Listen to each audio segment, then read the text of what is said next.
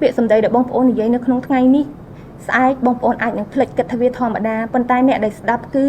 នឹងចងចាំវាពេញមួយជីវិតពេលខ្លះពាក្យសម្ដីនេះវាអាចនឹងបំផ្លាញជីវិតរបស់គេទាំងមូលដែលបងប្អូនមិនអាចដឹងផងបានធ្វើការជាមួយនឹងមេធាវីរបស់នាងខ្ញុំ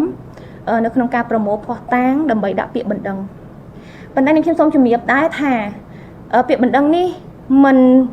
តន់ធ្វើការបញ្ជូននៅក្នុងកលៈទេសៈនេះទេពីព្រោះក្នុងកលៈទេសៈនេះនាងខ្ញុំបញ្ជាក់ម្ដងហើយម្ដងទៀតនាងខ្ញុំនឹងមិនធ្វើនៅទង្វើណាមួយដែលធ្វើឲ្យបង្កភាពវឹកវរឬក៏ពិបាកឬក៏បង្កនូវភាពឈឺក្បាលទៅដល់ប្រមុខរាជរដ្ឋាភិបាលរបស់យើងទេដូច្នេះហើយនាងខ្ញុំនឹងបញ្ជូននៅពេលដែលប្រទេសជាតិយើងវិលត្រឡប់ទៅស្ថានភាពដើមតែប៉ុណ្ណោះ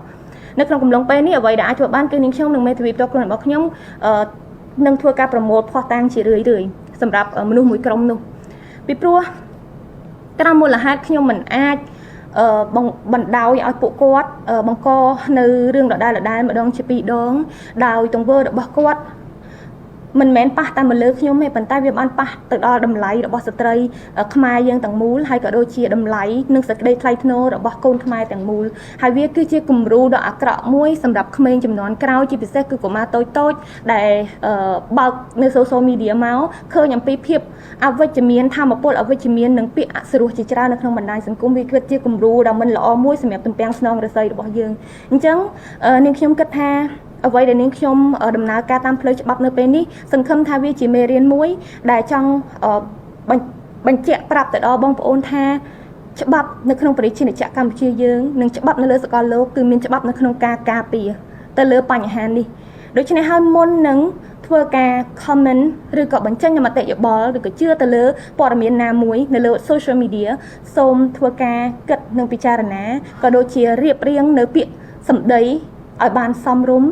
ចាទៅលើបុគ្គលដែលយើងចង់ធ្វើការបញ្ចេញមតិយោបល់ទៅកាន់គាត់បងប្អូនត្រូវដឹងថាពាក្យសម្ដីដែលបងប្អូននិយាយនៅក្នុងថ្ងៃនេះស្អែកបងប្អូនអាចនឹងភ្លេចគិតថាវាធម្មតាប៉ុន្តែអ្នកដែលស្ដាប់គឺនឹងចងចាំវាពេញមួយជីវិតពេលខ្លះពាក្យសម្ដីនេះវាអាចនឹងបំផ្លាញជីវិតរបស់គេទាំងមូលដែលបងប្អូនមិនអាចដឹងផងចា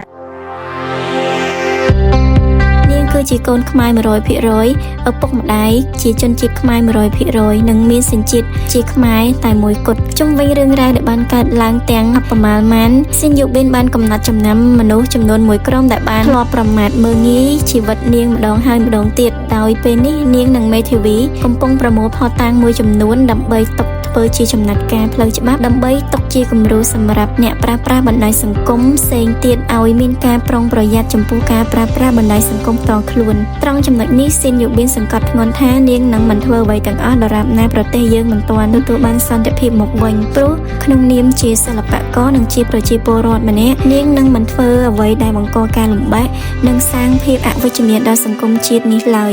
ស៊ីនយូប៊ីនក្នុងនាមជាសិល្បករនិងជាប្រជាពលរដ្ឋម្នាក់គ្មានអ្វីក្រៅពីម្រាមដៃ10សំពះដឹងគុណចំពោះថ្នាក់ដឹកនាំដ៏អង្អែលរបស់កម្ពុជាទាំងពីររូបចំពោះការលះបង់មិនខ្លាចភាពនឿយហត់ដើម្បីកម្ពុជាទទួលបានសុខសន្តិភាពត្រឡប់មកវិញចំពោះវីរៈកងទ័ពរួមមុខដែលបានឈរជើងយ៉ាងរឹងមាំការពារបន្ទាត់ព្រំដែនពីការឈ្លានពានស៊ីនយូប៊ីនបានក្រាបថ្វាយបង្គំបង្ហាញការគោរពដឹងគុណចំពោះមុខអ្នកសារព័ត៌មានចំពោះការពលីសាច់ស្រស់ឈាមស្រស់ដើម្បីការពារមរណភាពទឹកដីខ្មែរក្នុងនាមសមរភូមិជួរក្រោយទោះរងការរិះគន់ខ្លាំងយ៉ាងណាក៏ស៊ីនយូប៊ីននៅតែបន្តធ្វើសកម្មភាពសប្បុរសធម៌ជាមួយស្ថាប័នរដ្ឋនិងអង្គការផ្សេងៗដើម្បីសម្រួលបន្ទុកជាមួយបងប្អូនជនភេទសត្វនៅតំបន់ផ្សេងៗតាមដែលអាចធ្វើទៅបាន